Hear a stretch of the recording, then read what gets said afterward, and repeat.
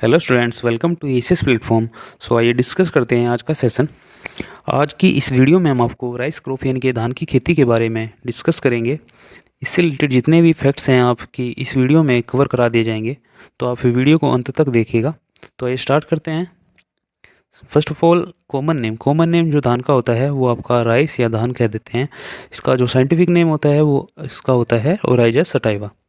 Two numbers में 24 होते हैं एंड फैमिली इसकी जो है आपकी ग्रेमनी या मॉडिफाई नेम इसका पोइसी है और ओरिजिन इसका साउथ ईस्ट एशिया। देखिए, टोटल 90% जो राइस ग्रो होता है वो आपका कहाँ होता है? एशिया। और आपका जो अदर देन 10% जो आपका आउट ऑफ एशिया कॉन्टिनेंट में क्या होता है? ग्रो होता है। सो नेक्स्ट है आपका global leading country in area में जो आपकी कंट्री लीड करती है वो आपकी कौन सी है? इंडिया। ये आपका टोटल एरिया 43.8 मिलियन हेक्टेयर जो है आता है इंडिया के अंडर। एंड सेकंड आता है चाइना और इसमें थर्ड नंबर पे आपका है इंडोनेशिया। नेक्स्ट आपका global leading country in production में कौन सी कंट्री जो है लीड करती है? इसमें जो फर्स्ट पे है आपकी चाइना है। ये आपका 206.09 मिलियन टन टोटल प्रोडक्शन कर रही है। आपकी जो फर्स्ट पे है चाइना एंड सेकंड पे आपकी इंडिया है। ये 158.75 मिलियन टन्स। ये आपका 1920 का डाटा है। तो आप IBPS F4 मेंस के लिए इसको अच्छे से पढ़ के जाइएगा। सो नेक्स्ट देखते हैं।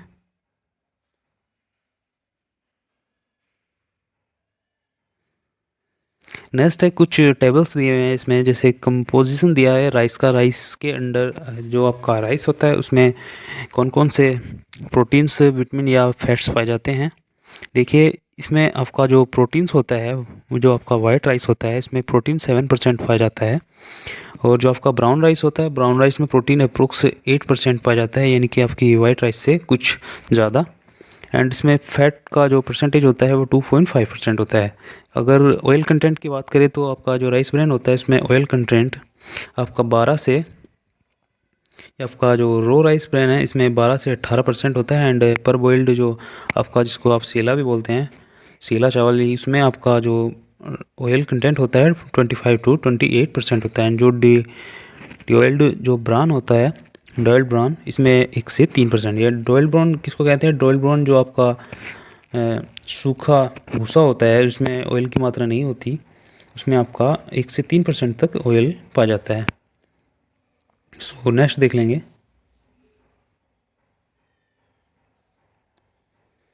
नेक्स्ट है कुछ इम्पोर्टेंट टॉपिक हैं जो इस प्रकार हैं, जैसे आपका top rice export country.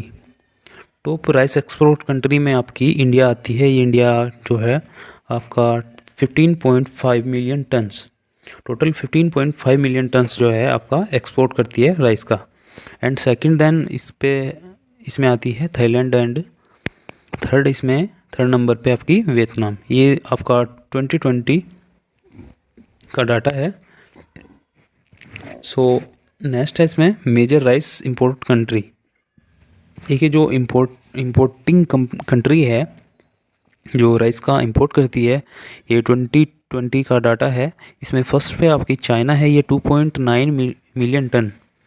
And second पे आपकी यूरोपियन यूनियंस एंड फिलीपींस आपकी थर्ड पे आ जाती है।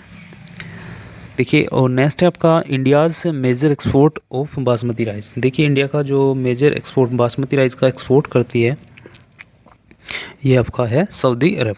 सऊदी अरब में ही सबसे ज़्यादा बासमती राइस का एक्सपोर्ट होता है। And second then Iran and third पे आपका है इराक। सो नेक्स्ट आपका types of oryza sativa. Oryza sativa के कुछ टाइप हैं, ये 3 टाइप्स का होता है। जैसे आपका इंडिका है, इंडिका ग्रोन जो है इंडिया में किया जाता है, ये ट्रॉपिकल राइस है।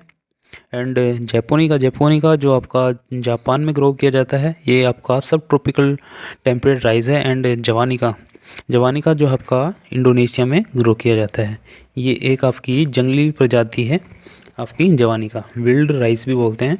सो नेक्स्ट इस प्रकार है, जैसे highest production state in India. देखिए, इंडिया का जो हाईएस्ट प्रोडक्शन होता है कहाँ पे होता है? ये आपकी वेस्ट बंगाल में होता है। वेस्ट बंगाल का एक स्थान है कटक उड़ीसा, वहाँ पर ही सबसे ज़्यादा क्या होता है?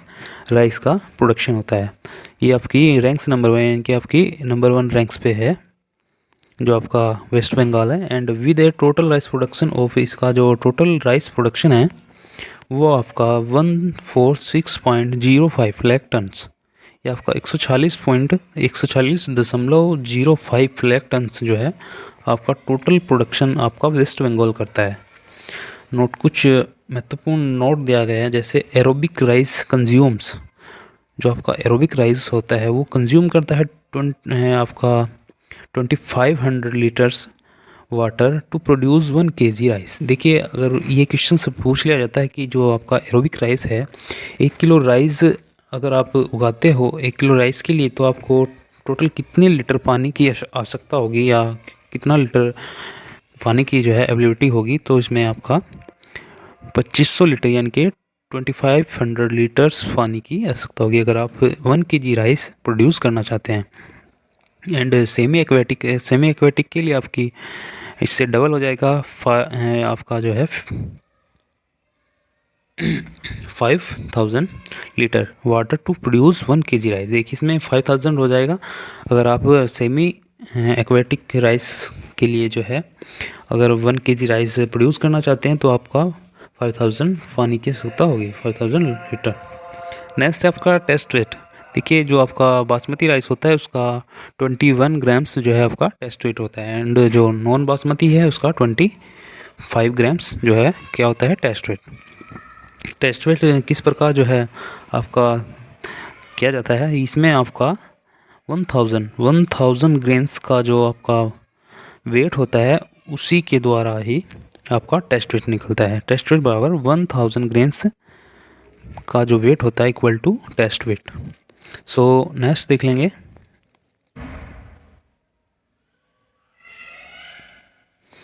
कुछ टेम्परेचर इस प्रकार है, जैसे एवरेज टेम्परेचर जो राइस क्रॉप्स के लिए आपका 21 to 35 डिग्री सेंटीग्रेड होता है। एंड ब्लूमिंग पीरियड जो होता है, जब राइस का जो पौधा होता है वो आपको फ्लावरिंग स्टेज पर आ जाता है, उसके लिए 26 to 29 डिग्री सेंटीग्रेड जो टेम्परेचर है वो आपका फेवरेबल रहता है। एंड राइपनिंग स्टेज पर जब राइस आता है उसके बाद उस स्टेज पर आपका 20 से 25 डिग्री सेंटीग्रेड टेम्परेचर होना ही चाहिए। एंड नेक्स्ट देन इसका जो सोयल पीएच होता है, सोयल पीएच इसमें 4 to 6 होना चाहिए। एंड राइस कुछ वैरायटी दी गई है, राइस वैराइटीज, जैसे बासमती राइस की कुछ वैरायटी है आपका जो है 1121 यानी कि 1121 जो वैरायटी है आपकी, ये बहुत ही फेमस वैरायटी है आपकी बासमती की स्टूडेंट्स। ये बहुत ही फेमस वैरायटी है, एक्स्ट्रा लॉन्ग वैरायटी है। इसमें आपका जितना भी बिरयानी में ज़्यादातर यूज़ करते हैं इस चावल को, सो आप इसको ध्यान से रीड कर लीजिएगा। एंड नेक्स्ट है आपकी बासमती 370 PB1 पूषा बासमती 1 आल्सो कॉल्ड टोडल, इसको आप टोडल भी बोलते हैं। जो आपकी PB1 पूषा बासमती 1, इसको IARI द्वारा रिलीज़ किया गया है। एंड नेक्स्ट है आपका PB2 आल्सो कॉल्ड सुगंधा 2। देखिए, इसको सुगंधा क्यों कहते हैं, एक फ्रेगरेंस वैरायटी है आपकी जो PB2 है। एंड PB3 एंड बासमती 385, इस प्रकार जो है इस बासमती की कुछ वैरायटीज़ थी। एंड नॉन बासमती की देख लेते हैं। नॉन बासमती की आपकी PR 126 है जो आपको ये डेवलप की जाती है। PAU ये आपकी पंजाब एग्रीकल्चर यूनिवर्सिटी है, इसके द्वारा। ये आपकी देखिए, ये बहुत ही महत्वपूर्ण टॉपिक पॉइंट्स है, जिसका जो कंट्रोल एयर पोल्यूशन, ये आपकी PR 126 जो आपकी PR 126 वैरायटी है, नॉन बासमती में आती है, ये आपकी एयर पोल्यूशन को भी कंट्रोल करती है। सो नेक्स्ट इसमें जोहा rice Assam is the largest cultivar of this rice. जोहा राइस का जो है सबसे ज़्यादा कल्टीवर जो है इसमें असम में की जाती है। एंड आपकी नवारा जो है एक मेडिसिनल राइस है जो कल्टीवर की जाती है केरला में। एंड गोविंद भोग ये आपका ग्रो वेस्ट बंगाल में किया जाता है।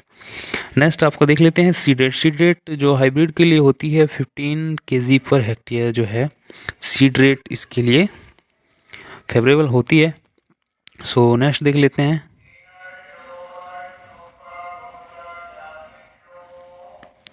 नेक्स्ट है फॉर ब्रॉडकास्टिंग। देखिए, वो तो आपका जो है 15 केजी पर हेक्टेयर आपका जो है प्लांटिंग उसमें आप नर्सरी तैयार करते हैं उसके लिए था, बट आपका जो ब्रॉडकास्टिंग के लिए आपके 100 केजी पर हेक्टेयर जो है इक्वल होती है। एंड 4SRI मेथड, एक SRI मेथड यूज़ किया जाता है आपकी जो राइस क्रॉप है। राइस क्रॉप में इसमें आपकी 6 to 7 केजी पर हेक्टेयर जो है आपकी जो सीड रेट है वो रहती है। एंड डेफोंग मेथड में आपकी 1.5 से 3 केजी पर मीटर स्क्वायर जो आपकी वर्ग मीटर क्यारी होती है, क्यारी बनाकर उसमें 1.5 से 3 केजी पर मीटर स्क्वायर जो है डेफोंग मेथड में सीड का यूज़ होता है। एंड नेक्स्ट देन इसमें ड्रिलिंग मेथड से आपका 60 केजी जो है सीड चाहिए। नोट है जैसे आपका नर्सरी एरिया, इसमें नर्सरी एरिया कितना रिक्वायर्ड होता है, इसमें 800 metre square for 1 hectare. 1 hectare के लिए आपका 800 मीटर स्क्वायर जो है नर्सरी एरिया रिक्वायर्ड रहता है। And duration for life cycle के लिए देखिए ड्यूरेशन दी गई है अलग अलग, जैसे शॉर्ट ड्यूरेशन की कुछ वैरायटी होती है उनके लिए 120 डेज़ होता है, एंड मीडियम के लिए 120 to 150 डेज़ रिक्वायर होता है। एंड लॉन्ग ड्यूरेशन जो है आपकी जो लॉन्ग ड्यूरेशन वैरायटी है वो 150 से 170 डेज़ तक जो है लेती है। एंड नेक्स्ट देन ट्रांसप्लांटिंग जो रबी सीज़न की करते हैं वो आपकी जब आपका नर्सरी में प्लांट 30 से 35 डेज़ आफ्टर सोविंग, जब आपके 30 से 35 डेज़ आफ्टर सोविंग हो जाता है तब ट्रांसप्लांटिंग की जाती है। अगर आपकी जो क्रॉप रबी सीज़न की एंड खरीफ सीज़न की अगर है तो आप 21 से 25 दिन में भी आप ट्रांसप्लांटिंग कर सकते हैं। एंड डेफोंग मेथड से आपके 12 से 14 दिन में ही ट्रांसप्लांटिंग के लिए क्रॉप हो जाती है। जो आपका सीडलिंग्स है वो 12 से 14 दिन में ही तैयार हो जाता है जो आपकी डेफोंग मेथड है। सो नेक्स्ट है इसमें फर्टिलाइज़र यूज़। देखिए फर्टिलाइज़र का यूज़ किस प्रकार किया जाता है। नाइट्रोजन इसमें आपकी 100 केजी फॉर ब्रॉडकास्टिंग के लिए यूज़ करते हैं। एंड फास्फोरस एंड पोटास का 60 केजी जो है पर हेक्टेयर यूज़ होता है। इसमें सबसे एक महत्वपूर्ण प्रॉब्लम आती है खैरा डिजीज़। कौन सी आती है स्टूडेंट्स? खैरा डिजीज़ इसमें एक प्रॉब्लम आती है जिसका जो है सॉल्यूशन आप जिंक के द्वारा करते हैं। तो इसमें आप 25 से 30 केजी पर हेक्टेयर जिंक जो है डाल सकते हैं। एंड स्पेसिंग की बात करें तो स्पेसिंग 20 × 10 सेंटीमीटर जो है एक स्टैंडर्ड मानी गई है। सो नोट इसमें दे है गैप फिलिंग। आप जब ट्रांसप्लांटिंग करते हैं तो 7 to 10 डेज़ के अंदर ही क्या करते हैं गैप फिलिंग, या कोई जैसे प्लांट मर जाता है सूख जाता है उसका जो गैप होता है गैप को फिलिंग करने के लिए अदर देन न्यू प्लांट डाले जाते हैं और ये काम आपको 7 to 10 डेज़ में ही करना होता है। सो यील्ड की बात करें तो यील्ड प्रति हेक्टेयर जो आपका राइस ग्रेन इसमें जो मिलता है प्रोडक्शन होता है राइस ग्रेन का, ये आपका 4000 से 6000 केजी पर हेक्टेयर ग्रेन जो है आपका मिलता है। एंड आपका स्ट्रो की बात करें तो स्ट्रो इसमें आपका जो पुआल है वो 8000 से 10000 केजी पर हेक्टेयर जो है इसमें मिल जाता है। And SRI technique in rice, SRI technique देखिए क्या होती है। जो आपकी राइस क्रॉप है इसमें स्क्वायर प्लांटिंग की जाती है। इसमें सीड रेट आपकी 7 to 8 केजी पर हेक्टेयर पर हिल डाला जाता है। एंड नर्सरी जो है इसमें 100 मीटर स्क्वायर पर हेक्टेयर के हिसाब से लगाई जाती है। सो आई होप आपको जो है इस हमारा कंटेंट पसंद आया है। अगर आपको कंटेंट पसंद आया है तो आप वीडियो को लाइक कीजिएगा एंड हमारे चैनल को भी सब्सक्राइब कीजिएगा जिससे हम आपको, और नोटिफिकेशन बेल को भी दबा दीजिएगा जिससे आने वाली वीडियो का जल्दी से नोटिफिकेशन आपको मिल जाए। सो आज के लिए इतना ही। थैंक यू, धन्यवाद, बाय बाय, टेक केयर।